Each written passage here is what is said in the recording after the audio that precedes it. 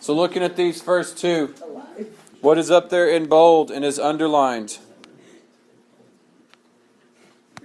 That is just a nutshell of what I was explaining. So you've got the vertical asymptote is where the domain is undefined. Okay, that's where the graph is not touching, the x value that it is not touching. You set the denominator equal to 0 and you solve for x. So, alright, so on this first one, I'm just going to set 3x plus 2 equal to 0. I would end up subtracting 2 and divide by 3. So there is my vertical asymptote, x equals negative 2/3. Go ahead and get in the habit of whenever you see that, a lot of times, right, whenever you identify it on problems where there's a graph, go straight to the graph. You would draw a vertical line where x is negative 2/3. Alright, so going to 2. Noah, what would the vertical asymptote be here?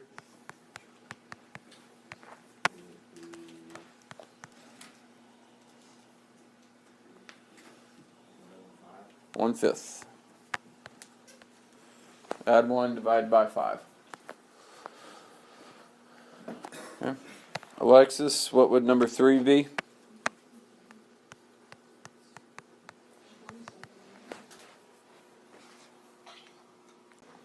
Add 18, divide by 4. So x equals 4.5.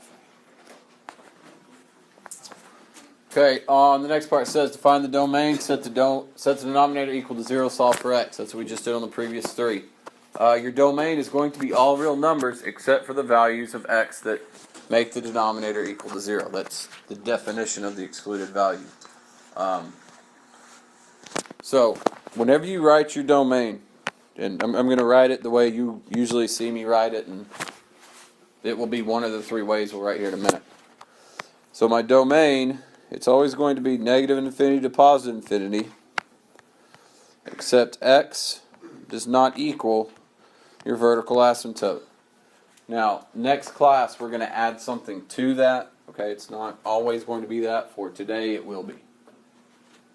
Okay, there's actually another number that we could possibly add after the vertical asymptote there. So, going to number 1. AJ, what would my vertical asymptote be on that? 2. So I want to determine what that is. Interval is what you always see me write. It's what I just wrote above. Okay, negative infinity to positive infinity, but x does not equal 2. Inequality, jump down to inequality, the third one, just because this is one that you have seen before. This is just the one that has inequalities in it instead of parentheses and brackets. You probably learned inequality before you learned interval. Do you have to write semicolon?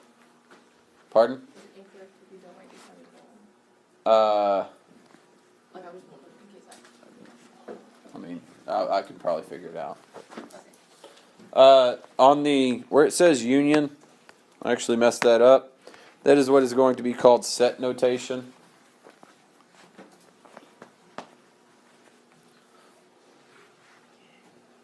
And what set notation is, if you look kind of up there to the graph that I've already written, what the idea here is you're going to write the domain for the left side. We'll have a little symbol that represents the gap in the graph, and then we're going to write the domain for the other side. Okay, so if I was to write the domain for just the left part of the graph, that's going to go from negative infinity to 2. The sign or the symbol that we'll use is what's called a union sign, and all it is it just looks like a U in the middle. Okay, that just means that there's a gap in the middle of the graph.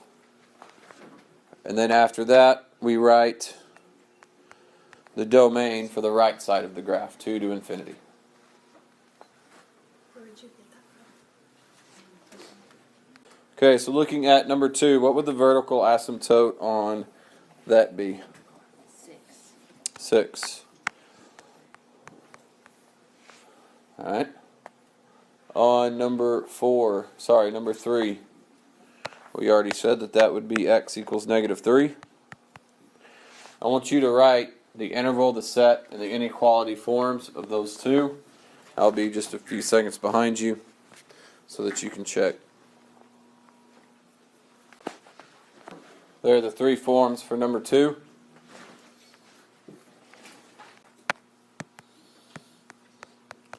And here are the 3 forms for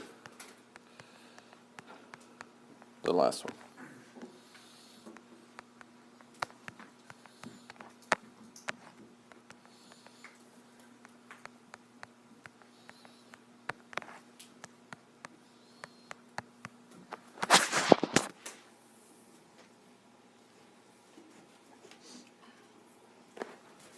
So again, below that, it gives you the definition of that union sign. It also mentions the interval and inequality notation. You need to make sure to include this domain restriction. So if you're asked for domain restrictions, that's what it's talking about. What part of the graph does it not equal? Okay. So coming down to this part right here, you're able to find the vertical asymptote on the table, and it's pretty simple. When you're looking at the table of one of these, you find the x value that has error in the y value. Okay. So first, let's identify what they are. So number 1, what is the vertical asymptote? Kate on number 2. Molly, number 3. Negative 2. Okay. So I'm going to pull up my calculator up here. That means I'll have to clear all that off, so hopefully you already wrote it down. I just want you to pick one of those, and I want you to put it in. Okay, so I'm just going to do the first one, if you want to do that. Now, how many of you know how to put... Sorry, let me just go ahead and tell you. If you don't know how to put the fraction into the calculator, all you have to do is hit alpha, y equals. Now mine up here, I can't do that because this is an old version of the calculator. So mine has to look like what it is up there. But if I put that in, x minus 3 divided by x minus 5, I can go to my table. That is not my table. I can go to my table, and right there where x is 5, y says error. So that can tell me where the vertical asymptote is. Most equations, like these 3, very few times do students agree with me when I say you can just doing it by hand is quicker than putting it in the calculator. Most students agree with me on this one. But whenever those equations might be a little more complicated, they're not all going to be x plus or minus a number. Using that calculator is a good way to check that you're putting those vertical asymptotes in the correct spot. So let's come down here and graph a few of these. We're going to start in the middle because that's the parent function. That's the one that we're going to base everything else off of.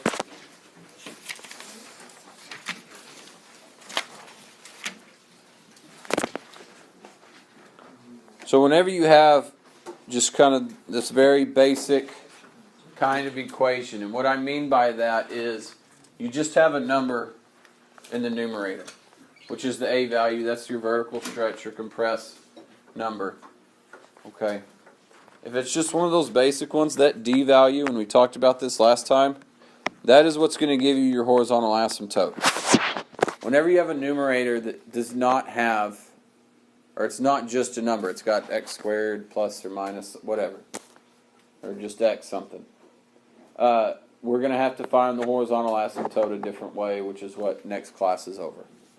Okay, but if it's just a number up top, your horizontal asymptote, you're just going to look at the D value. Your vertical asymptote, all you have to do is look at the C value. So, going up to the graph above that, the parent function, which has neither a C or a D value, what are both my vertical and horizontal asymptotes on this? 0. So I would just draw 2 dashed lines. Again, I'm much more concerned about you locating these two than making sure you have just that perfect curve on the other parts of the graph. All right, let's go ahead and we'll fill in the table, and then we'll look at graphing those curves. If you really feel the need to put y equals 1 over x in the calculator and look at the table to find the y values, you can, but all you're doing is you're putting 1 over whatever this number is. So negative 1/2. 1 divided by negative 1 is negative 1. What's going to be next to 0? Error. Why? Because that's where the vertical asymptote is. 1 divided by 1 is 1. 1 divided by 2 is 2. Wait, where did you get these x values? Just random. Okay. A good rule of thumb, though, is if your A value is 1, just to give you 6 quick points to where you can kind of get a pretty good idea where the curve is. If I start where that center point is, which on this one it's the origin, okay, that will move if there's transformations. Wherever those two asymptotes cross. If I go to the right 1/2 units and up 2 units, there's a point. Right 1 unit, up 1 unit. And right 2 units, up 1/2 units.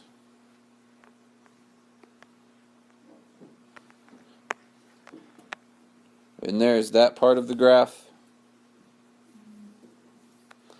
And then it's the exact same idea, but now in the third quadrant.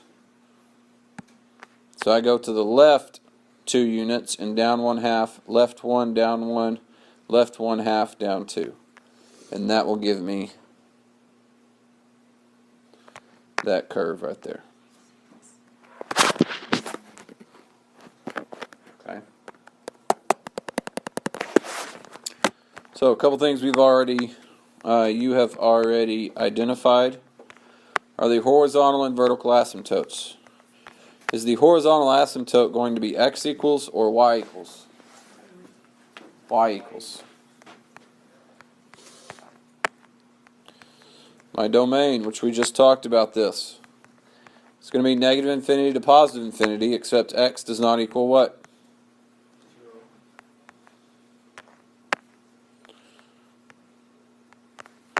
Your range is the same idea, except it's y does not equal.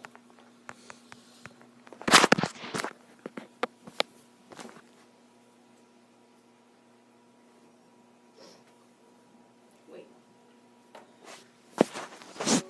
Alright, so let's look at the example to the left. What is my vertical asymptote on this one? 0. Just 0 or x equals 0. And let's go ahead and put the horizontal asymptote. What would that one be on this problem? Y equals 5. So again, once I have those two, that's the first two things I'm going to put on my graph. X equals 0, y equals 5. Okay. The A value is 1, so if I want to put those points on there, I can, to get an idea where the curve is going to be.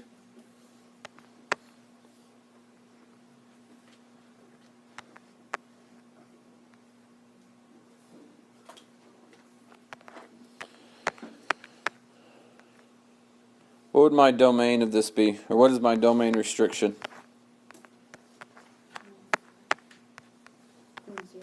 0. Erica, what is my range restriction? 5.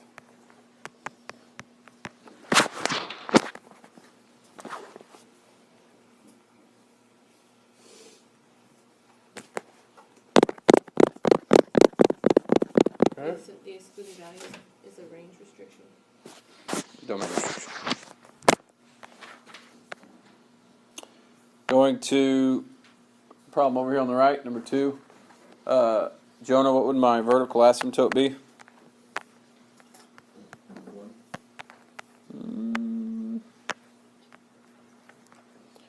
Verticals from the numerator, or denominator. X equals 2. Okay, horizontal. Just 1. Y equals 1. Identify those two.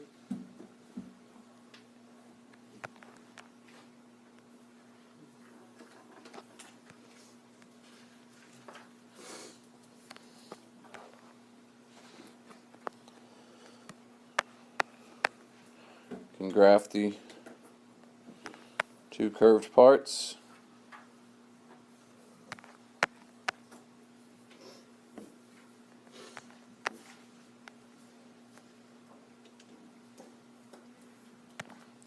Jackson, what is the domain restriction?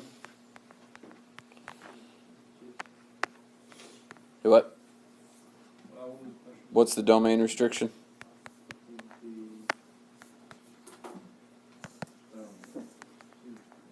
Two. Elijah, the range restriction?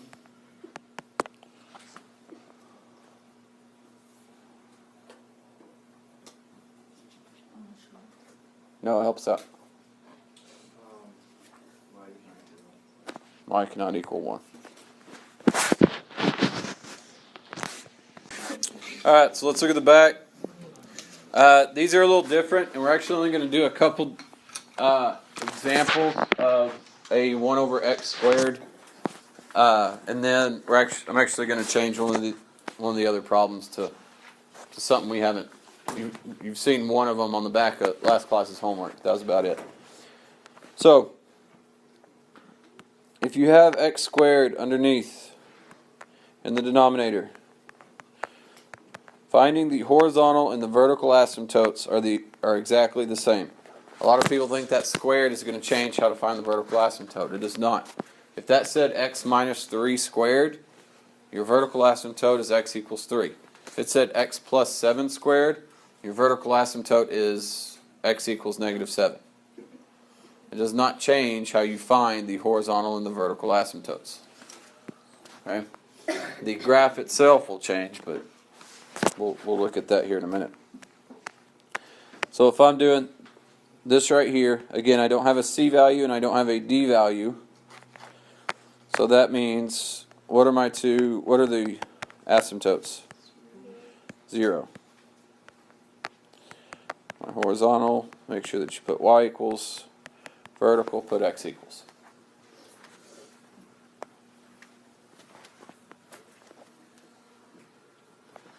So I'll come up here and I'll graph it.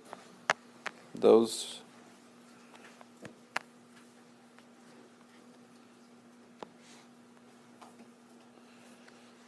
Let's go over here and fill out the table. We'll use the same x values. -2 to +2. And again, don't overcomplicate having to fill out this table. 1 over -2 squared. -2 squared is 4, so it's 1/4.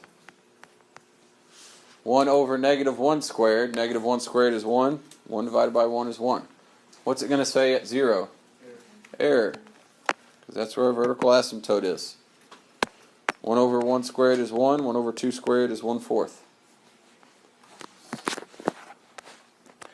So the right side, what is on the right side of the y-axis is very similar to what we've already seen. Okay, it's the left side that's a little different. Instead of it being in the third quadrant, it is in the second quadrant. It looks like that.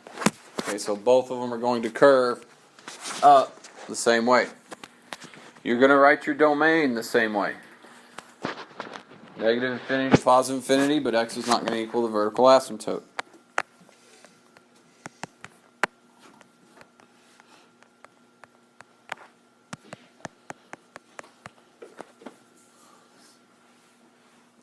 Your range, on the other hand, is going to be a little different. Because is that graph going down forever? No, it's curving where right before it hits 0 and it flattens out and it goes left and starts to go left and right. So what would the range on this be? 0 to infinity. And just to kind of give you a blueprint on how the range, how you write that, it's going to be, you're going to write it one of two ways, depending on if the a value is positive or negative. Now don't freak out and think now I'm throwing a different a value at you. It's the same a. That's right here. Okay, if the a is negative, what does that mean? It reflects. So I'm just saying, is it regular or is it reflecting over the x-axis? If it's a positive a value, which this one was, it is going to be your horizontal asymptote to infinity. If it reflects, it's going to be negative infinity to your horizontal asymptote. Now we're just going to do a couple examples of these. You will not see these as much as the stuff we did on the front of this page, where it's got the two, just the 1 over x. Alright, so let's look at number 3. If you would, change that x to x squared, though. We are going to do this one here. So on this, what is my vertical asymptote? 0.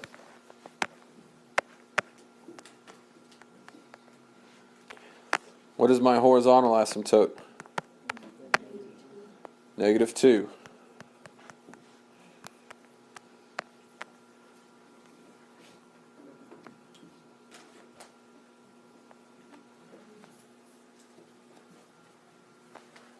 Now, whenever this curves, is it going to curve up or is it going to curve down?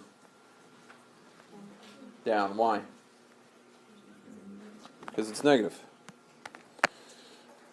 And now that 3 up top, the a value, that's going to be that vertical stretch.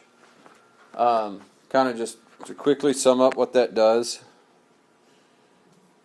is the distance from that center point to there, it's going to look like it gets further apart. Okay? It's kind of, we don't have to worry too much about it, but in a way that's kind of what it does.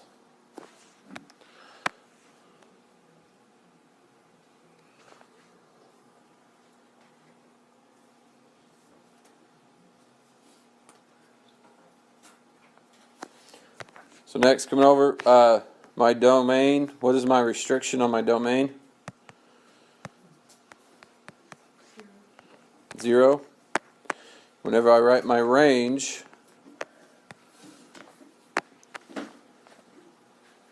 what is my range going to be? Negative infinity to negative 2.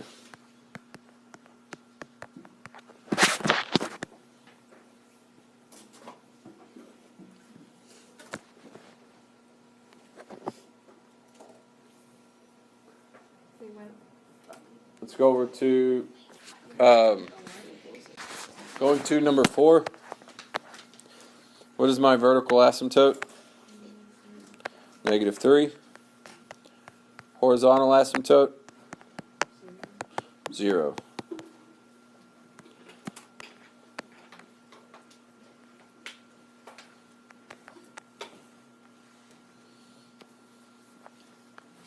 Is this going to curve up or curve down? Up. Oh.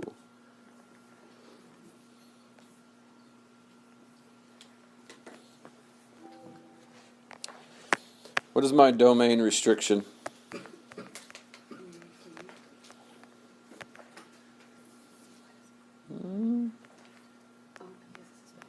What is my domain restriction? Jonah, what is my vertical asymptote on this one? It's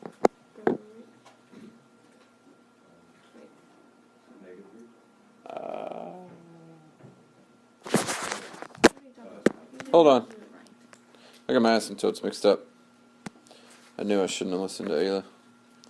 So x equals negative 3. Y equals 0. So, very quickly, if you had what I had up here. I did it right. So now, what would my domain restriction be? It would be -3. -3. I said that and then you said I was wrong. What is my range restriction? 0. Oh, yep. There is no range restriction, so you are wrong, AJ. Oh, okay. Well, yeah, What is the that's range? exactly about. 0 to infinity. Well, I wrote in pen just now. Does anybody have whiteout?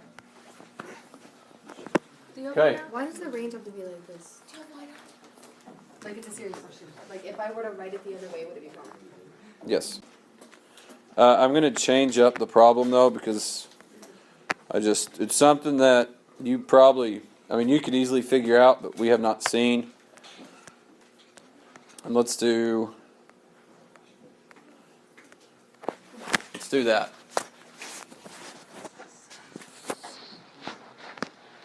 Okay. So, what is my vertical asymptote on this? -5. What is my horizontal asymptote going to be? -7.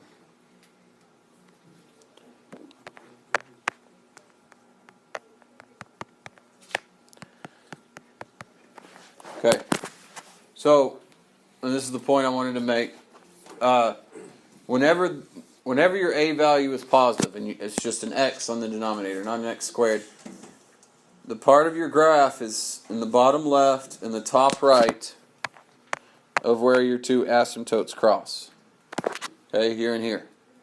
If it is negative, those just flip. You're now in the bottom right and the top left. So we can use our calculators. Okay. If you want to throw it in to your calculator just to check that, that's fine. That's really the only part in the calculator you'd be checking, because you have to know how to graph the asymptotes by hand. I bring this up, though, because on your homework and on problems that you will see on assessments is you'll be given a graph and you'll be asked to write the equation. And I've had a lot of people in the past, they're really good at, okay, here's the asymptote, the vertical asymptote, here's the horizontal asymptote, but they don't check to see where the curved parts of the graph are. Okay? So a lot of times, they may write this, but they won't put the negative on that equation, and so it's wrong. Alright, so you've got to be really careful with that whenever you're writing the equation from a graph.